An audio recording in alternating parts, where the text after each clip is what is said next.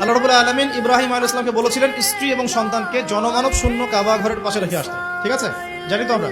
ইব্রাহিম আলাইহিস সালাম জানতেন সেখানে কোনো মানুষ নেই, কোনো পানি নেই, কোনো প্রাণীও নেই, না খাবার আছে, না পানি আছে, না কোনো প্রাণী আছে। এরপরেও তিনি স্ত্রী এবং সন্তানকে সেখানে রেখে আসলেন। আল্লাহ পাককে প্রশ্ন করলেন না কেন রেখে আসবো, এর পিছনে কারণ কি, যুক্তি কি, দর্শন কি, জিজ্ঞেস করেছেন। ইয ক্বালা লাহু রাব্বু আসলিম, যখনই আল্লাহ পাক বলেছেন আত্মসমর্পণ করো, মেনে নাও, তিনি বলেছেন আসলামতু, আমি মেনে নিলাম, লিরাব্বিল আলামিন। আল্লাহ রাব্বুল আলামিন তাকে বলেছেন যে তোমার সন্তান ছোট, হয়তো বয়স হবে 10, 12 বা 15 বছর। আল্লাহ পাক তাকে বলছেন সন্তানকে জবাই করতে হবে। কি করতে হবে?